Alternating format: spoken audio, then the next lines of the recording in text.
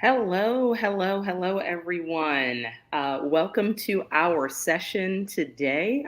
It is entitled New to Brew, Embracing New Experiences in the Craft Brew Space. I am super honored today to have five or four, four additional panelists, five people, including myself, getting a chance to just have a really candid conversation today about all of our different experiences as people who are starting new things in the beer industry. So, not all of us are brand new to beer, but I think that it's really important to be able to capture just how different people's experiences can be in terms of starting new positions or new ventures.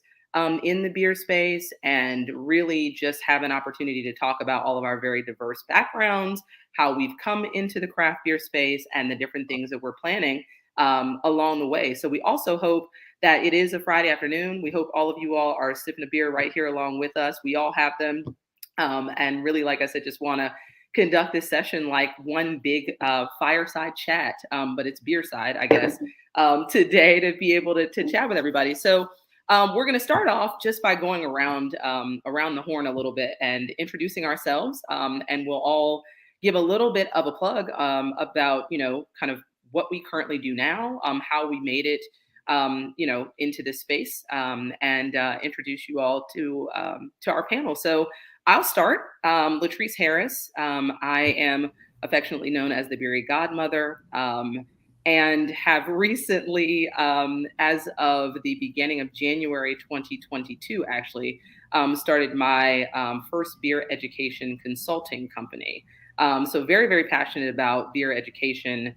Love the fact that there are so many different facets of the beer industry, that you literally can learn so much about everything. And I think every single aspect is equally important. And so for me, it goes beyond just kind of loving beer. I mean, although of course that's like the start of all of this, but it's so complex, and really wanting to introduce people not only to the super cool complexities of beer in terms of like the flavors and the hop profiles, all that good stuff, but also the behind the scenes pieces of how beer is actually made, and how it makes it into a consumer's hand, and then introducing as many people as possible to this amazing beer community we have in Atlanta, and I think also across the nation. So I will kick it over to Darren Armstrong to introduce himself. He's the first person on my screen that I'm seeing next to me. So Darren, take it away. Hey, everybody. My name is Darren Armstrong, and I'm the founder and CEO of Deuce and a Quarter, a developing Atlanta brew pub.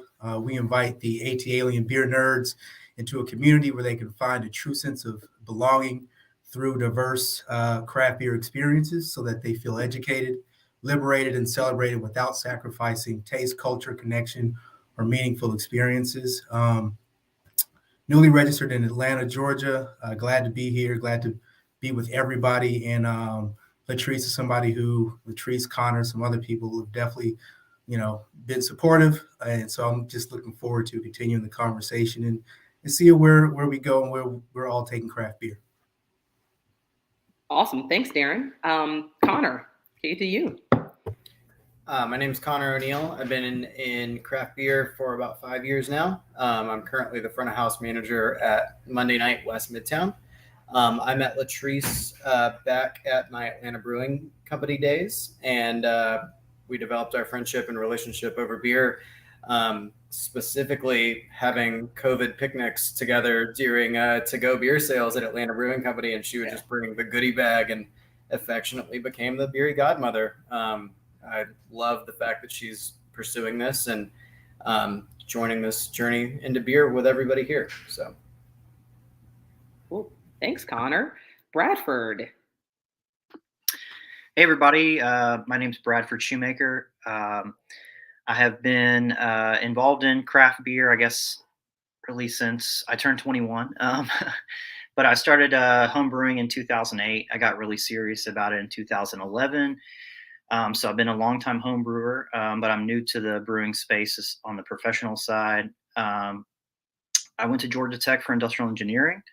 So I was working as a supply chain consultant for about 6 or 7 years, and just left my corporate job to chase the dream and really pursue my passion in brewing. So about a year ago, Started at Twain's Brew Pub as the assistant brewer there. I was there for a couple of months and then came over to Arches Brewing. So I'm a brewer now at Arches, been there about 6 months, and also have some operations responsibilities there, some things that tie into, supply chain and inventory and those types of things. But my background is as an engineer, so just quit the corporate job, made the leap over.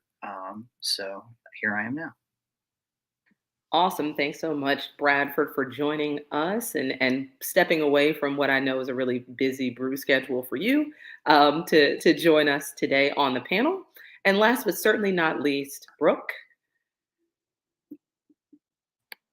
Hello. So my name is Brooke Iao. I have been in the beer industry for like 4+ years. I started in restaurants, and Yard House had a huge beer program, so I dealt with a lot of beers and rotations there. And then fell in love with craft beer and wanted to know more about the processes behind it. So then I left and was able to get a job at my favorite brewery in San Diego. I am new to the Atlanta craft beer scene. So I'm still trying to explore everything out here, but having moved to Georgia and wanting to, again, be more involved in the craft beer process and learn more about everything and how a brewery works, I saw a really cool opportunity at Monday Night. So they currently are hosting me as their diversity, equality, and inclusivity intern, and just showing me the ropes behind the curtain, how beer's made, how it's served, how they market it and sell it, and all the goodies, and teaching me how to do it on my own. Awesome, Brooke. I'm so glad that you were so willing. I literally called Brooke up, like, literally on text her on a cold call and was like, Brooke, can you please do this? Because I thought it was just an amazing perspective that she has. And so she graciously joined me too. So I am so excited. Thank you guys so much again for joining me. Like I said, I think everybody involved in Craft for Action probably picked their own panel. And I did the same thing because I really wanted to bring some of my favorite people who have all different perspectives about the beer industry, but are all, one thing I think we all share is we're all very passionate about brewery education and beer education in every single aspect of what we are actually doing, from, working behind the scenes. I mean, Bradford has walked me through, I think, every single step of the beer, of the beer brewing process so nicely and patiently. To Connor at front of house, he is the person that customers are seeing. They might be the first person that he interfaces, that they interface with when they walk into a brewery, and what a customer's experience is can be very much influenced by the people they come into contact with. So, everybody on this call, like I said, we're all passionate about these things. And so I'm just going to kick us off in our conversation today about kind of having everybody talk about what their own individual journey has been to get to the spot you are now in your current role. What was your pathway to it, because I think there's a lot of unconventional ways that we all get into this beer space. So would anybody like to start with that question? I can start. All right, good. Yeah. So, I mean, mine was somewhat accidental. I would dabble here and there, Blue Moons, I would sneak some sips of my dad's beer from time to time before the legal age of 21. But a friend of mine, actually, my business partner, best friend, had me try a Kentucky Bourbon Barrel Ale, and that changed everything. And that was back in 2011. And so I just kind of went from, exploring to figuring out, okay, I like this, to there's something here. And then later on, there was a stint where I lived almost 2 years in California. I took UCLA's first craft beer education course. So I figured there was something happening here. And then just in my travels, I just kept observing what's missing: inclusivity, representation, diversity across the board, in terms of not only what you're drinking, but who the owner is, who's behind the bar, who are the patrons, what's on the walls. So those things just kind of, influenced me to, bring me to where I am here today. Moving to Georgia, I've been welcomed by everybody here in the craft beer community. So it's just been, a matter of just learning, understanding, and figuring out what those gaps are, and, being able to provide a new spin to craft beer and make it more inclusive. Yeah, absolutely, Darren. I mean, I think you bring up a really good point about, the inclusivity part of it and, really trying to look at like where is there a gap and then what can I do to step in and fill it. And like I said, I think that comes in like many shapes, forms, and fashions. Anybody else want to chime in? Yeah, I talked a little bit about how I came to professional brewing, but just to kind of take a step back, obviously, springboarding a little bit off what Darren said, obviously fell in love with craft beer first. I won't go into too much detail. I think everybody who's participating and everybody who's watching knows all the awesome things there are about craft beer and how it brings people together and how it's a delicious thing that makes our lives better. But on the home brewing side, I just some college buddies. We got together and brewed our first batch of beer. It's soup can style where all the malts and the hops are already there. It's concentrated and you pour it in and pitch some yeast in there and it comes out tasting like wet cardboard the first time. But really just fell in love with it. How can I make this better? Was a sponge for the knowledge. I have the personality type where I just dive into something, try to find out as much as I can about it. I know Latrice and I have had this conversation where it turns into something where you're at your corporate job, you're trying to get your work done so that you can think about beer again. You can try to figure out like, what am I going to brew next? How can I learn more about the process? How can I learn more about brew styles? So just trying to find new ways to get more and more involved. Studied and took the test to become a BJCP beer judge. So been judging beer, entering national competitions, local competitions. I'm actually still currently the director of the Covert Hop Society, which is the oldest and largest homebrew club in Georgia.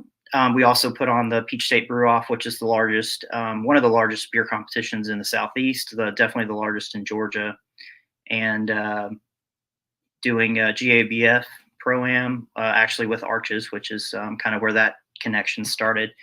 So it just, turned from a hobby to a very serious hobby to an obsession to, hey, what are some ways that I can think about, transitioning, leaving the corporate world and, pursuing this passion full time. Yeah, that is awesome. That is awesome. I mean, I think, like you said, it's that moment you realize I think about beer all the time. I mean, I think that for me was one of the things that, really pushed me forward to say, like, you need to establish something that that you can share your love of this with other people. You have a knack for it. Like I said, it's something you think about all the time, and trying to figure out where that intersection is going to be. I think is really like the key. So that's awesome, Bradford. Connor or Brooke, anything else to add? Yeah, I'll chime in. So my journey has been kind of an interesting one. I was sober until I was 25 and joined the beer drinking community a little bit later and felt like I needed to play a little catch up. Started acting like an 18-year-old, 21-year-old. And my first couple of beers were, as you would expect, a High Life or a Guinness or something to try and prove, oh yeah, I like beer.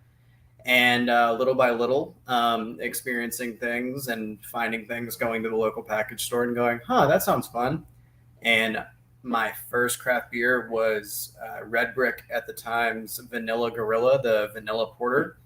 And I was like, wow, you can make beer that tastes like coffee and vanilla and like chocolate and all these things. It was just like kind of blown away. And that started my journey of like, okay, I'm going to go once a week. I'm going to buy something nice and I'm going to try it and just try and like develop my palate a little bit, start asking questions, start trying to figure out like, how is this done? I made friends with a few different people. I worked in the beauty industry for 10 years. And whenever we were done with work, it was like, oh, let's go get a beer. We're on the weekends. Like, let's go like do a bottle share here and there. So my friend Drew Smith, who is actually one of our sales people here at Monday Night and is actually the connection that I had helped me into employment here at Monday Night, was one of the most pivotal people in this role, as well as Trevor Jones, that's one of the brewmasters over at Scepter Brewing Arts in Oakhurst. Just talking about beer, drinking it, seeing what I liked, what I didn't like, and trying to understand what I did like about the things I didn't.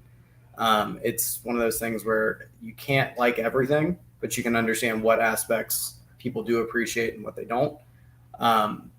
I took a leap about 5 years ago to leave hair and management of different like barbershops, beauty salons, things like that, into something where I actually felt like it fit. I love people. I love making people's days better.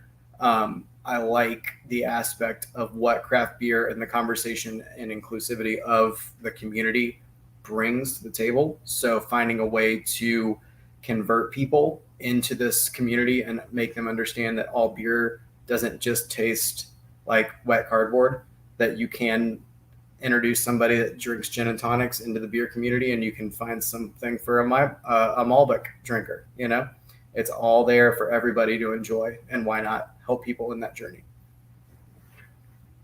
Yeah, that's exactly spot on, Connor. I mean, I think that the helping people part is also something I think we all share in terms of just wanting to bring more and more people into this, and making beer not like this foreign concept, or like the thing that your grandpa drank or your uncles drank, or like the bad stuff that my dad used to have, like his beer in the refrigerator. I remember as a kid, like getting cold.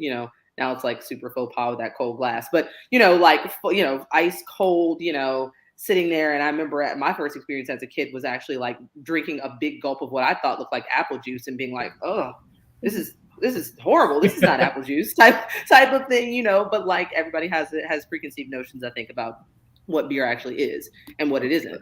And I think, all the things we're being exposed to now is just breaking down those barriers, but then also exposing everybody else to the plethora, you know what I mean, that is beer. So yeah, definitely. Brooke, I know you've had a unique experience as well. Yeah, so having been from San Diego and kind of growing up my adult life in San Diego, I was kind of like drowning in such good craft beer, which is like a good thing to have, but also can be challenging because you have to like, go out and drink all of that craft beer. So having working at Yard House, where we had 130 different beers on draft, I really took that opportunity to like increase my beer education. So anytime I was anywhere that I was unfamiliar with, I would literally just Yelp like breweries, because they're always in industrial areas, right? They're always in the funkiest places. So I would Yelp breweries, and me and whoever, my friends, my boyfriend, whatever, would just go and try out brand new breweries. And some of those breweries, it's amazing now to see, have like blown up, which is amazing. I was like, I was there on their day, like their first week. I mean, I think having visited my sister out here in Georgia, we went to Dry County within their first year. And like now, like Dry County is a force up here. So I think that's super cool. But yeah, so I fell in love with craft beer by just trying to like be a better bartender at Yard House. And in doing so, I really also fell in love with creating experiences for people and for the guests that came into Yard House through beer. Like Connor was kind of saying, like you guys all touched on, like a lot of times your first beer is Bud Light. And for some people, like they really just dig their heels on that. Like they come into Yard House and we have 130 beers, but they are having a Bud Light. They don't care what else you got. And so like I took that as a challenge, and I was like, all right, well, why don't you try our House Honey Blonde? Or why don't you try like this Pilsner or Quell? Or it's something that would be maybe along the lines that wouldn't convert them, but would just open their minds and their eyes up to the fact that there could be something for you other than just Bud Light, So having then moved on to Pure Project, which is a brewery that I was an assistant general manager for in San Diego, and was one of my favorite breweries, was one of those breweries that I Yelped and in their first year found, and they have just grown exponentially, and they're such a force for good as well. So if you have a chance to go out to San Diego, shameless plug, go check out Pure Project Brewing. But their concept there is about education, really is. They have an educational beer manager on their team who is not only there just to educate the team, but as well as the public. And I think that that's something that's rare that you find in a tap room, where you can go in and the bartender really just wants to geek out with you about the beer. And they understand that maybe that's not like what you're there for. Maybe they can read you and be like, oh, okay, you just want this beer. But like, it's rare to go to a place and they're like jumping at the bit to pour you a flight and to describe every little like organic ingredient in it and where they source the hop from and stuff like that. So I really was able to grow my appreciation and my beer knowledge through the programs that Pure Project had. Moved to Georgia to start a family and buy a home. But having been out here, I think it's just amazing to also find that kind of beer community where you have like-minded individuals, like everyone that's on this panel, who want to help like raise the veil on what beer is and just bring more people into this little community that we have where like you can get an internship at a brewery, meet someone like Connor who introduces you some to like Latrice, be on a panel like this, and then this week have met like so many like-minded individuals who are just passionate and like beer crazy. And I think that beer is so amazing, and more people need to really like just get their eyes open to all the opportunities that it has. Absolutely. I mean, Brooke, you couldn't have said it better. Like as somebody who just visited Pure Project in San Diego, 100% agree with you. I mean, the energy there around just like really wanting to talk about the beer, right? Like all the bartenders, whole education, everybody is in that educationally focused space. And I think that is really like unique and diverse. And more breweries, I think, are trying to dip their toes into that a little bit.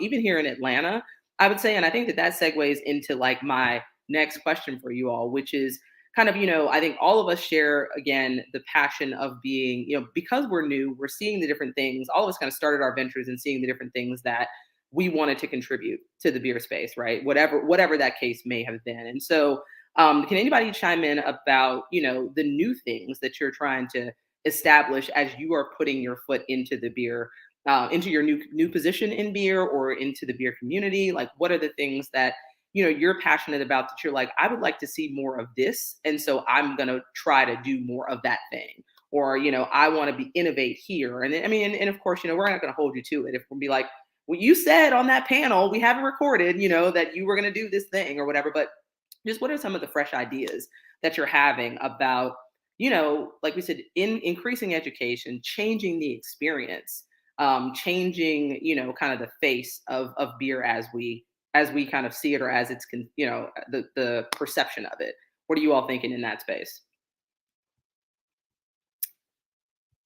Anybody want to jump? I mean, yeah, go ahead, Bradford. Yeah. Sure. I mean, I feel a little bit like an old curmudgeon with my answer here, because rather, the question was, what are you trying to do that's new? And there's a lot of boundaries that are pushed in craft beer. There's a lot of boundaries that are pushed in the home brewing side as well. But I've just kind of come from a group of people who really embrace classic styles. And I think as you're kind of first getting into the craft beer, there's trends or stereotypes where it's like, well, I got to drink IPA because that's what craft beer is, right? But and I appreciate, I love IPAs. I drink them, just as much as any other style. But just trying to push people toward, hey, you've gotten into the craft beer scene, you've gotten into craft beer, you're tasting different beers, learn to appreciate kind of the intricacies, the small details that are in some less, I guess, in your face type styles, or those styles that have a lot of adjuncts or pushing a lot of bold flavors in your face. Just explore everything that's out there. So that's something that I always try to embrace, is learn a little bit about, beer history, the history of specific styles, and where some of the styles that we have today that are super popular come from. So just education on that side. And I think that also ties into being a BJCP judge, because you have to have a lot of knowledge in specifically classic styles, but a wide variety of different styles and historic styles that really don't have many commercial examples today. Yeah, that's an excellent point, Bradford. I mean, I think that one of the things for me, as I have delved further into kind of this mission of beer education, is thinking about like, you need to drink things and have an appreciation for things that you don't that are always your like go-to, right? Like going back to some of the more classic styles that I admittedly I think have been ignored a little bit or kind of like pushed to the side a little bit in it as other things have risen to the top. Being able to understand the nuances of all of that and really understand like the difference between like an imperial stout and an Irish stout or something like that. Like there are brewers that are doing so many cool things that are staying like very true to style and being able to explain to someone like the reason why you like this is because of these aspects and the reason why you like this might be because of these aspects, all to the Connor's point of the fact that like beer really can be for every palate, every taste, etc. So I think that that's like really an excellent point in terms of trying to hone in on like they're on the art, on the classic pieces of brewing. I think is really really awesome, and you're doing it big there at Arches. I think Arches has so many like to me more classic styles. And they're done so well. So kudos to you and the entire Arches team Getting on top of that. our next seasonal, which is Hellas, which to some people, it's like, hey, this is a lager with subdued hop profile and a lot of malt, but that's the type of stuff I get excited about. And exactly that's why, I have worked at 2 breweries that really embrace classic beer, and it's not it's not an accident that kind of ended up at places that really embrace that. Yeah, absolutely. Absolutely. And Connor, you want to piggyback off of that a little bit? Yeah, I think that, like, to follow up with what I said previously, of just trying to make beer more approachable and take the like pretentiousness out of it, I think that a lot of walking into a tap room for the first time, like not understanding how it operates, not understanding like why or what a brewery is necessarily, like taking the time to answer people's questions. Like, for example, we had a couple walk in one weekend and they were like, "We drink vodka. What do you have for us?" And I was like, "All right, cool, game on. Let's play this game." And just like understanding what people like are familiar with, what people like, what people dislike, understanding that they're not going to get the deep cut reference to something that somebody makes from some big brewery. Like they're naive to it. I think just making craft beer approachable is a huge thing. Even if it's making it into something that's not necessarily recognized as beer. Like, we do a ton of beer slushies at Monday night, and I have a lot of fun with them. They're silly, they're fun, they're approachable. They might get laughed at by somebody that sees beer to be only one thing, but it's fun and silly and might change somebody's mind as far as like drinking a sour next time they go to a brewery. Yeah, absolutely. I think that and like inclusion, just making sure that there's more people that recognize themselves with the bar staff. I think that like what Darren's doing, what Latrice is doing, what Brooke's doing, what Bradford's doing, all these things make this community so special, and making sure that like there are people that you feel comfortable talking to when you walk into a tap room.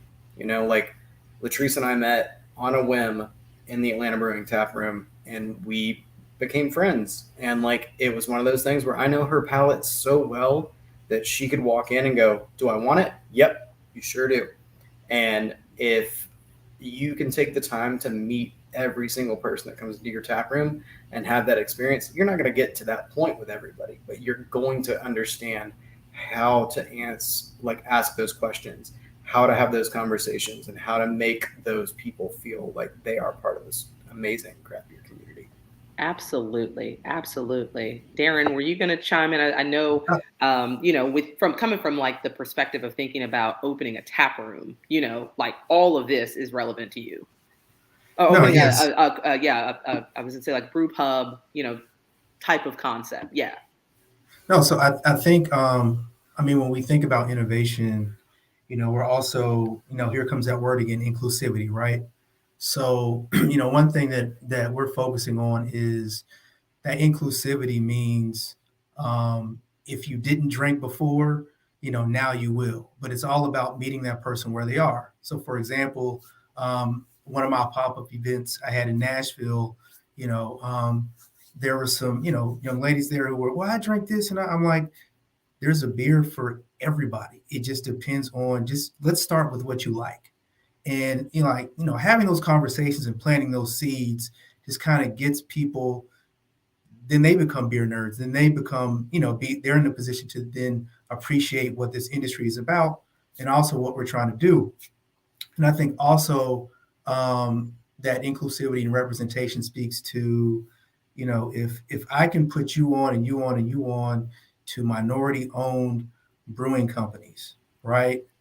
That in and of itself is getting the word out. It's elevating the craft beer experience, but it's also providing an opportunity for you to relate. And I think we need to find relatability in what we're drinking, or what we're consuming, where our money's going. And this is the, ripe opportunity for that and for all of us, but especially when we're thinking about how we bring more people into this space that aren't necessarily the sought after demographic. And in doing that, I think the additional goal, what happens is we are not only creating community, but we are increasing the size of that community and letting people see that this is for everybody. And, and if you also do a little history digging, you'll come to find that, craft beer is very, diasporic. If you study Egypt, you find out that the Egyptians were paid in craft beer. If you do some additional homework, you find out that in many African societies, African women are brewmasters. So this is something that is like organically, like this has been here, but it's just all a matter of exposure and really getting people on board, but doing it in such a way where you meet them where they are and keeping it fun. And, I can see myself in this can. I can see myself in this, in the presentation. I can see myself in this business. So, that's something very important that, I'm anchoring on, and other people who, like many of you and other people in the, the Atlanta space in particular, are really taking hold of that and running with it and just pressing the remix button on this thing. Absolutely. I mean, that is so key, the inclusivity part and seeing yourself. And really, everybody uses the catchphrase like beer is for everybody, right? That's like something that I've been seeing getting pushed in a number of different places. But like here in Atlanta, that's really what it is. I mean, I think those of us, and to Brooke's point earlier, who've had a chance to experience some of the Crafted for Action stuff this week. I mean, you have people flying in from all over the country coming in, and multiple people commenting to me like, wow, like is this how it is all the time, in Atlanta? And it's like, yeah, like this is literally how things go. People are very open, open arms. I mean, I've had experiences here where, I went from being the only Black woman, the only Black person in a brewery for a number of years. I would go and literally be the only one, to now seeing more women, seeing more Black women, seeing more Black men, seeing more, other Black and brown people of color, period, enhancing the space, and feeling comfortable in the space and seeing interactions, that are genuine, and everybody literally trying to help everyone else just embrace this culture. And so that actually segues into my next question, because I think that, as good as things are, there are always challenges, right? And I think there's challenges from a perspective of the different things that we've been trying to do to, establish ourselves, in our different kind of walks within the beer space. But then also the question that'll be followed up after that will be about, what we encourage people to do who do feel intimidated. They're intimidated when they walk into a brewery. They feel like beer really isn't necessarily for me. Like, I don't really, I had a bad experience, or, like, I don't like it, or, X, Y, and Z. There's a variety of different reasons why people might not necessarily even want to tiptoe into the beer space. So I'll ask you guys, like, are there any notable things you can think about as far as like challenges that you've faced as you've started, your new positions and new roles, or even, things in your past in terms of working in beer, that you'd like to highlight, and kind of just the way that you've been able to push through that, or kind of words of wisdom you may have to anyone else who is facing those similar challenges? I would say that in my specific new role as being the DEI intern at Monday Night, I haven't met any challenges, which I think is a really great testament to Monday Night's program and the people that they hire and everything that they're doing within the craft industry in Atlanta. So I'm super fortunate in that way that I have been able to like learn so much from so many different types of people in many different roles, and that they kind of just create their own little family. Even as an outsider, like that was something that I was really nervous like stepping into. It was like, okay, well, I'm only here for so many weeks, and then like I'm going straight to like following the salesperson. Like what is that going to look like for all the other employees? And like even like could taproom staff like look at me sideways because I may be taking something that they would be interested and they have not? Like every time I'm there, they're like, oh my God, like, how are you? Like, how much longer do you have here? Are you going to stay? And I'm like, I hope, but, but no, I'm very fortunate with Monday Night that they're so amazing and so welcoming and just open with knowledge and information, and that they've created this program that is meant for people who are underrepresented in the craft beer industry, with the goal to like literally let you go and essentially become competition is kind of like the whole goal of this program, which is insane, but is also fantastic, because they really do want to see diversity, equality, and inclusion within the beer industry. So they're willing to let somebody who is from a community that is not, the typical beer ownership community, and show them how to do it and how to run it on their own if they so wish. So I'm very fortunate there. But as a whole, like getting into the beer industry can be crazy difficult, which is strange, right? Especially right now, so many places are hiring, but I remember when I was first trying to get jobs at like breweries, I had all this experience bartending and pouring beers at Yard House and serving food, and like was like a key person at every corporate job I worked at, but they wouldn't let me go behind their bar and just pour beer, which was like wild to me. So I can understand how it can be difficult to jump into the beer industry.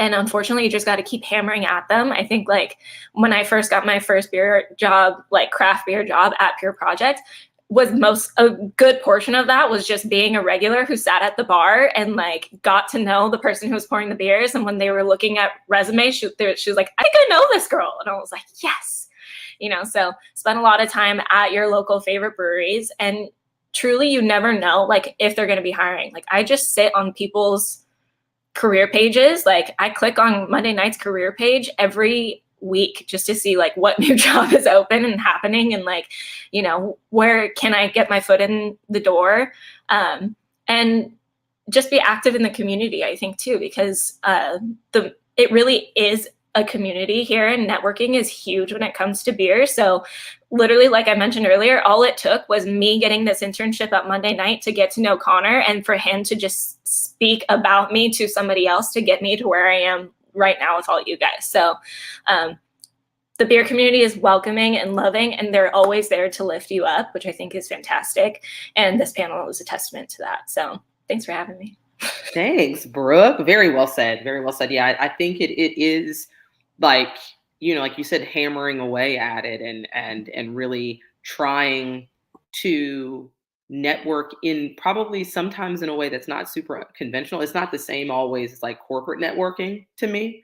It's building relationships, right? And I think a lot of what we've all been talking about in terms of like that welcoming aspect just fosters additional people feeling comfortable enough to open up and start having conversations and trying to meet people and talking about beer, etc. at your favorite brewery, at just people in the brewery space or in the beer space. So that's definitely an excellent point. Anybody else? Like I said, I know we've all had our challenges or moments of like, am I doing this right? Like, how am I going to get here? Or am I going to, is this ever going to happen? Type of moments. Yeah, I'll chime in really quick. So when I started having those like conversations with friends and like doing bottle shares and just like drinking more and more, trying to like figure out like what I liked, what I didn't like, as I previously mentioned, I had a friend that was working as a sales director for a now defunct local brewery. and reached out to him just asking like how he got into craft beer, how he became a salesperson. And I was told, you don't have any experience. You don't understand like how this works. You drink beer, you don't sell beer. You don't know how to have the conversations with bartenders, and like there's just really nothing for you. And it kind of hit me like a ton of bricks. And with the previous employer that I had, the Shave Barbershop over in the Highlands, the amount of salespeople that would come through there that I could network with, and like just shoot the shit, like we served beer, they would give us free beer to give out to customers from time to time. And it was just one other way of exploring the community. I learned more from those connections of just asking questions, because those people also are part of the community. Those people want to share their experiences and like what's going on with them, what they're selling, what's new, what's not, like what's working, what isn't. And I got very, very lucky to be a part of the team at Red Brick as they transitioned and rebranded into Atlanta Brewing Company.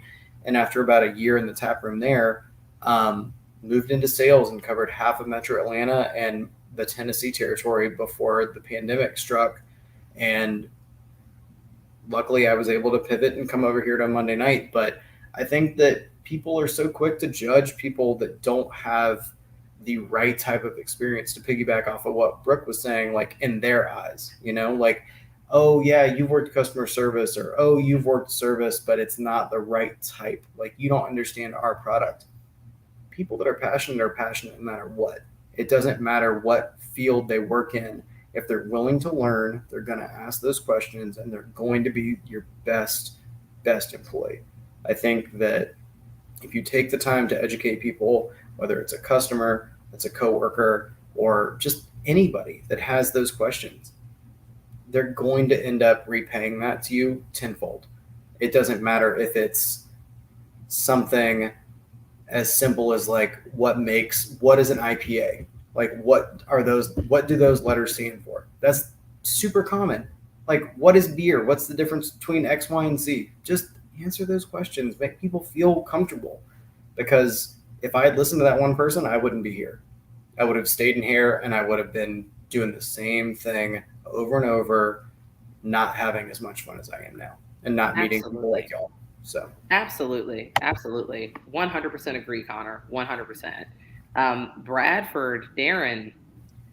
Yeah, I just wanted to kind of look at this question through a slightly different lens, thinking about as someone who may actually have some privileges that people from different socioeconomic backgrounds, or other races. Obviously, I'm kind of like the stereotypical brewer, right? I'm a 30 something year old white guy, but kind of looking through it as a slightly different perspective, and seeing like some opportunities that other people wouldn't be afforded if they weren't in my position. I've had my fair share of challenges. Was trying to break into the industry, and talked to an owner of one of the larger breweries in Atlanta that kind of made the comment, "Hey, aren't you a little old to be getting your first brewing job?" And I think some of that is just, there's a little bit of a traditional route, or a few traditional routes to get into the production side of brewing. And that's either starting young and starting with, basic back of house tasks and working your way up. Kind of that just trade intern type of process, or going to a traditional brewing program, training program, or school. So breaking into the industry later, even though I had been home brewing for 12 or 13 years, that's not necessarily considered experience on the production side, or on the professional brewing side, which I can definitely understand why that is. It's not all the same, and brewing on a scale can be totally different in a lot of ways. But having a career before going into the industry as a professional, I was able to build up some wealth. I come from a background where I was able to get a good education and build up enough financially to jump into brewing, and take a big pay cut. I think people that are from different socioeconomic backgrounds don't necessarily have that opportunity to just say, you know what, today I'm gonna take less money to go do something that I love. And so all that is just to say that um, people who are starting businesses in craft beer just think about taking care of people.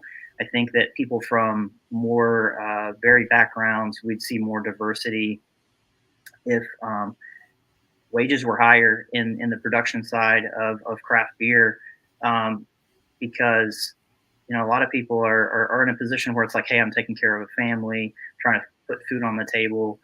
Um, so just trying to bring that up, and I think one driver in that is, I'm kind of guilty of this too, but a lot of breweries and back of house will take volunteers, and it's kind of a little bit of a dichotomy because you get a chance to be exposed to the environment and learn a lot, but just be careful if you're trying to break into the industry that you know you're actually learning, and it's a mentorship type of experience rather than filling a production role, because unfortunately it's a low margin business. So if there's breweries who are willing to say, hey, we can get these jobs done cheaper or for free, just be careful that you're actually getting um, your fair share of education out of the experience. And like I said, just you know, Darren, this is a charge for you to take care of your people. And I think that we'll be able to see more people and more varied people be able to make the transition over or to join the craft beer industry. Absolutely. Absolutely. Very well said, Bradford. Darren, I know you Yeah, were going to chime in. Yeah. I think one of the first challenges was really I was going through a startup accelerator program, and they paired me with the restaurateur. Everybody had a mentor based upon what industry that you were entering, and he was this 60 something year old white guy.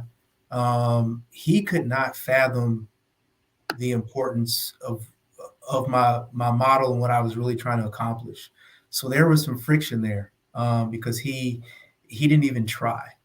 And so, mentorship is important, but at the same time, I was still able to get from him what I needed to learn about, restaurant ownership, about customer management. So that still was very pivotal.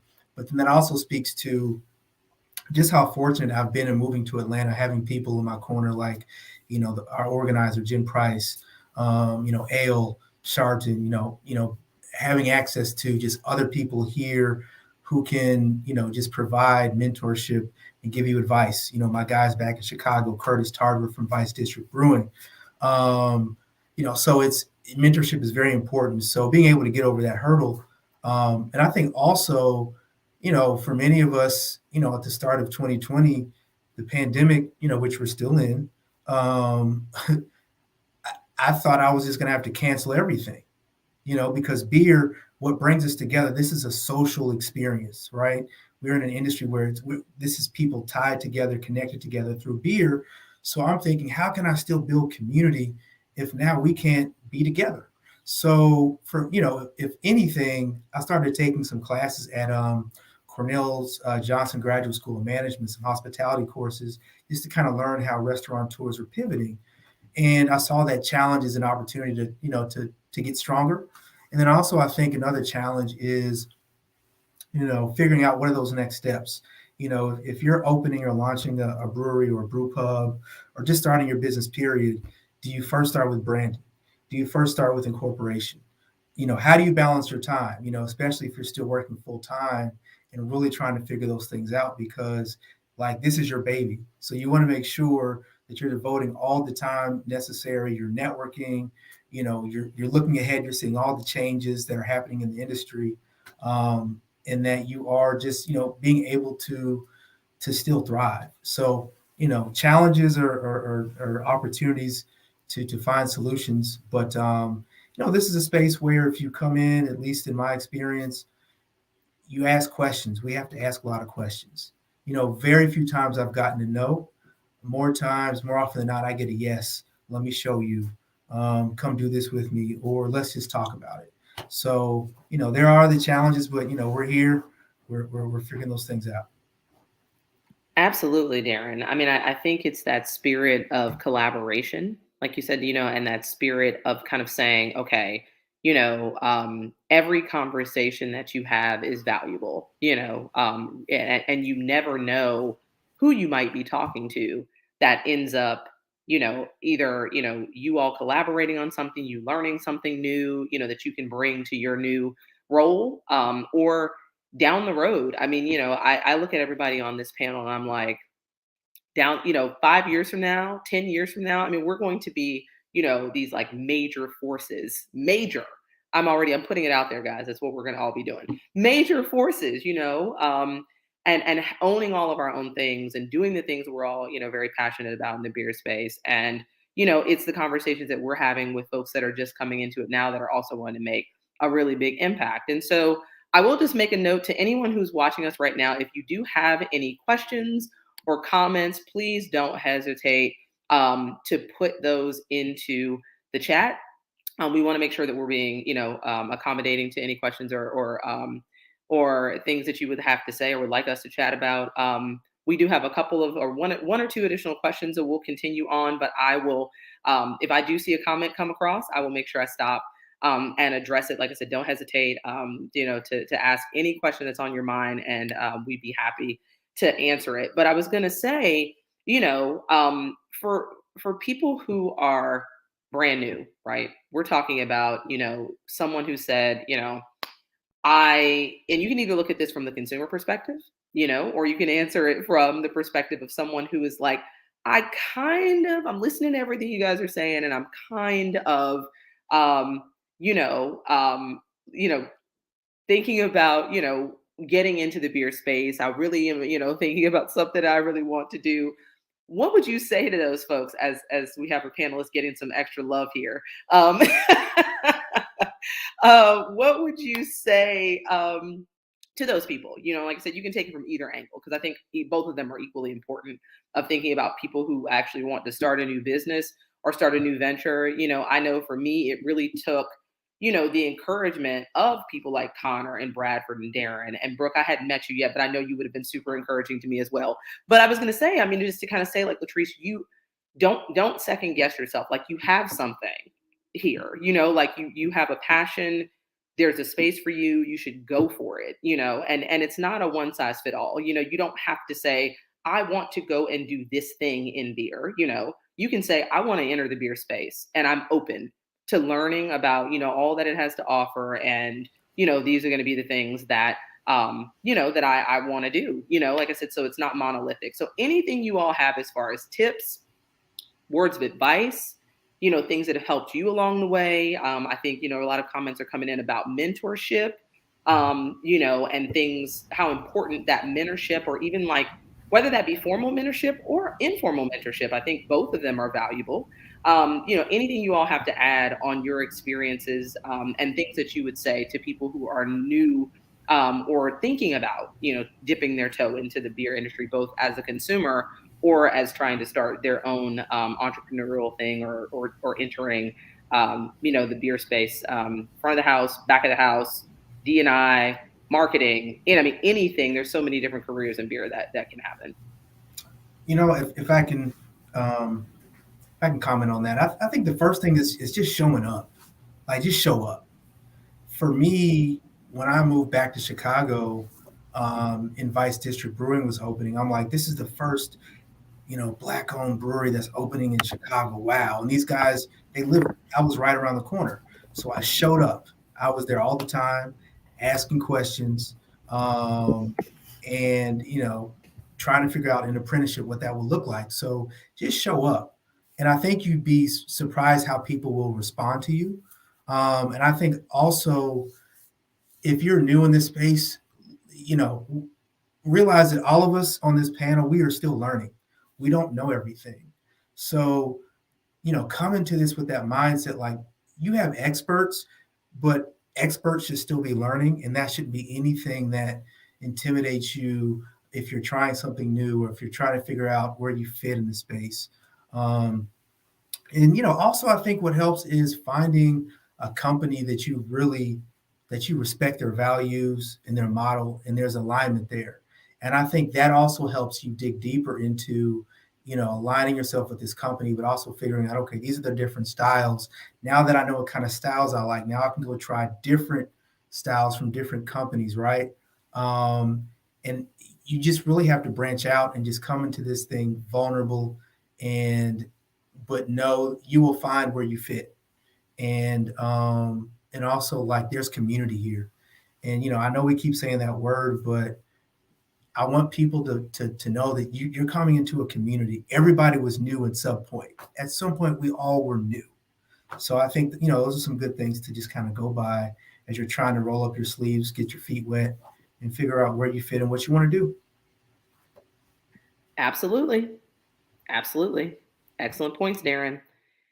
Anybody else? I was going to say, to follow up on what Darren was saying, like, show up. Like, I would go to any launch, any new brewery that was coming to town at Hop City. Like, Hop City's so good about bringing new breweries to the forefront and educating Atlanta beer nerds about what's going on. Like, we are very, very spoiled with the fact that there's so many people that want to come and showcase their beer here.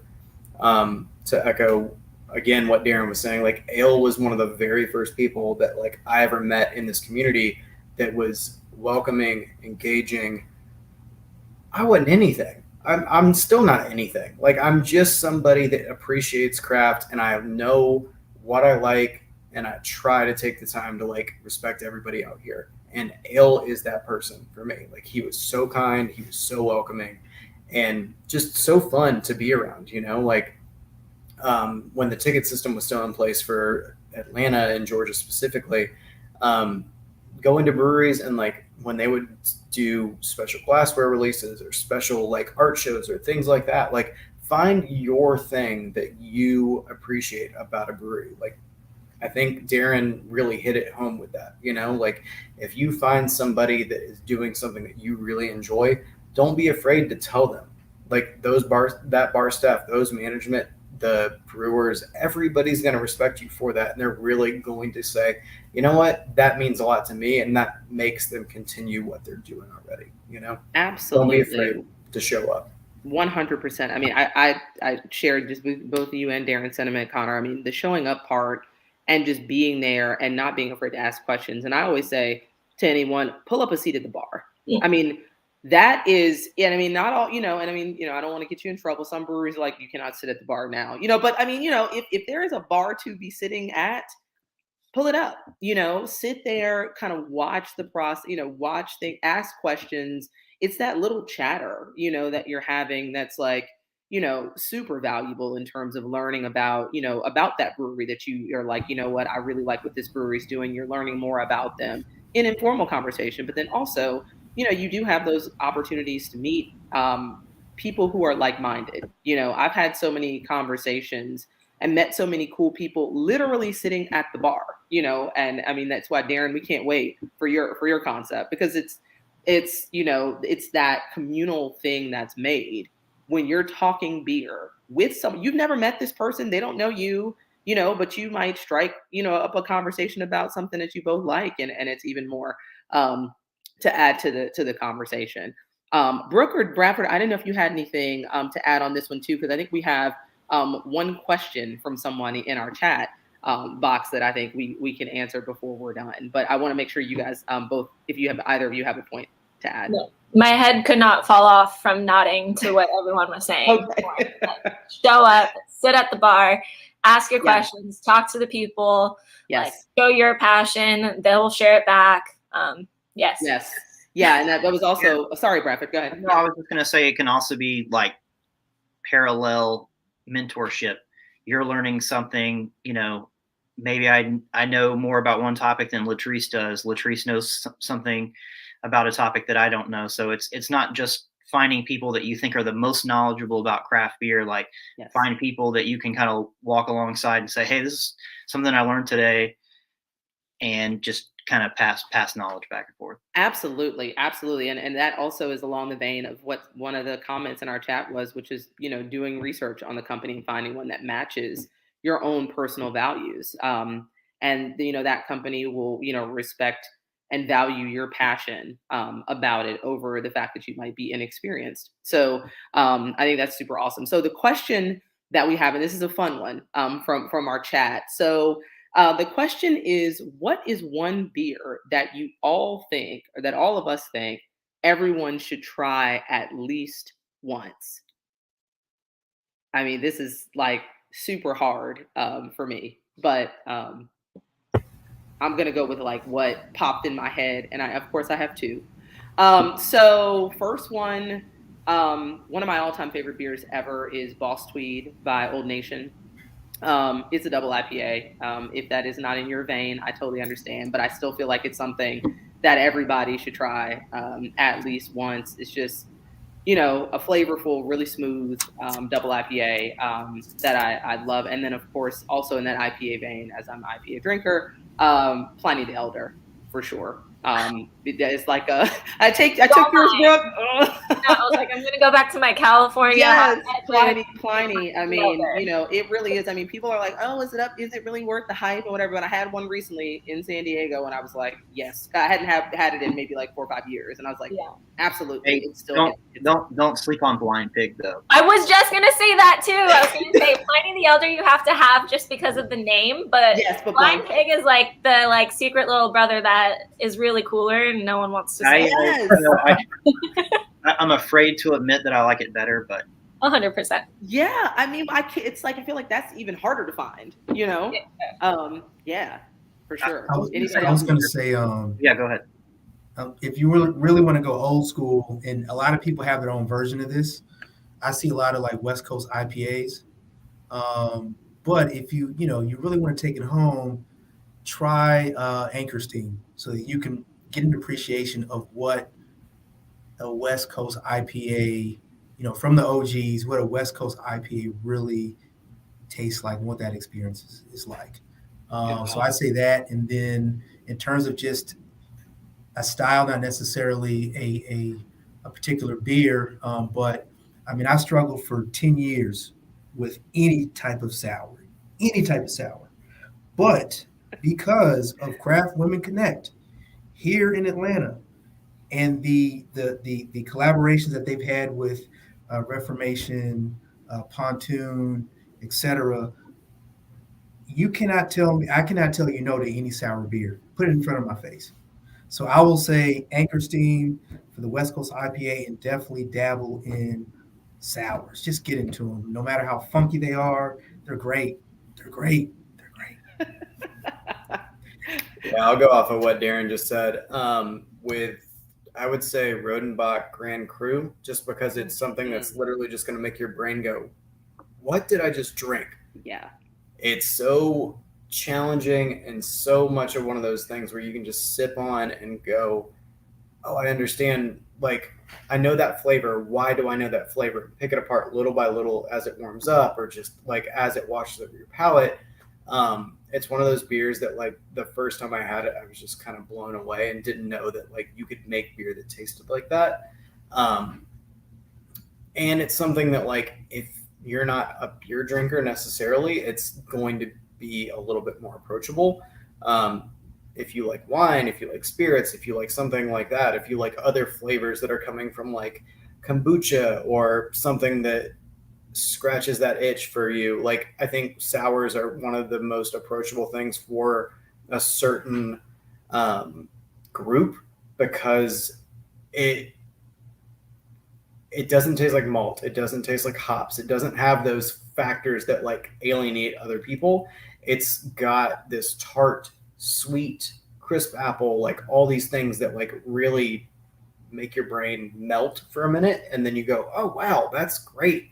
And then my second one would be Sip of Sunshine. Just, it's so good. It's just such a good beer, and I think that everybody should have it at least once.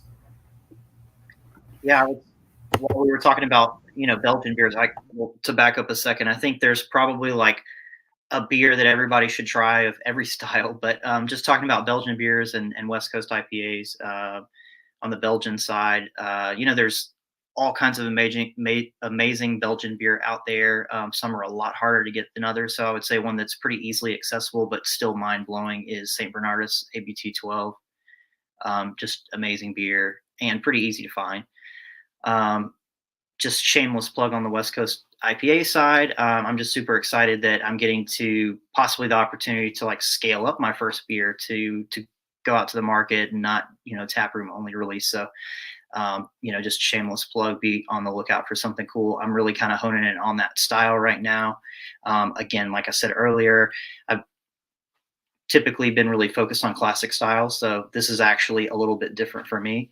But we have a West Coast IPA that's taproom only right now. So if you have a chance to try that, it's possibly the makings of something that could be more in the future. So pretty excited about West Coast IPA right now.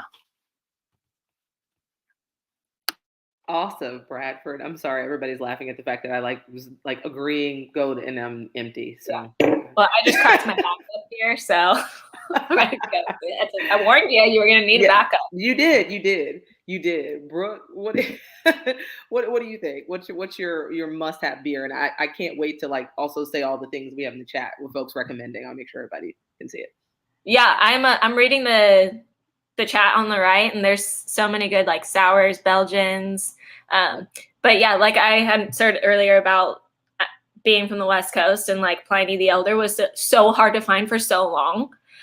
So I'm still a little bit on that team. Blind Pig as well. As soon as I got over the fact that I could find Pliny the Elder at this one local craft bar, I was like, all right, whatever.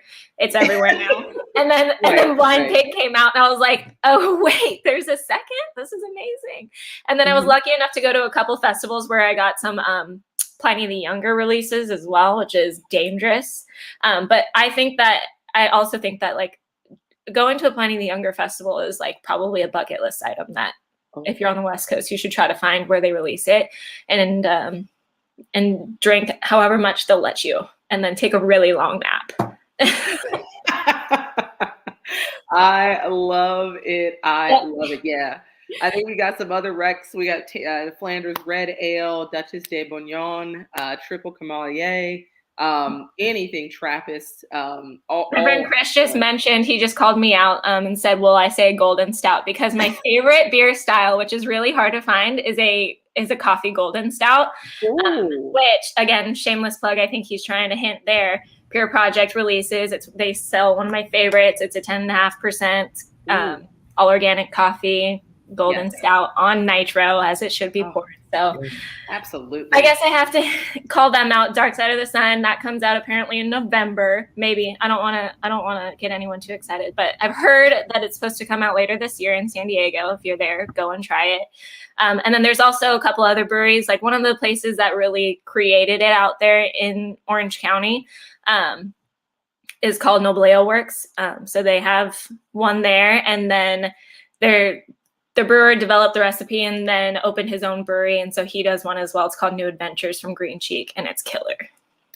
Awesome. So golden stout is a style that somebody should try. It's not necessarily, I guess, a specific. Yeah, it's a style. Yes.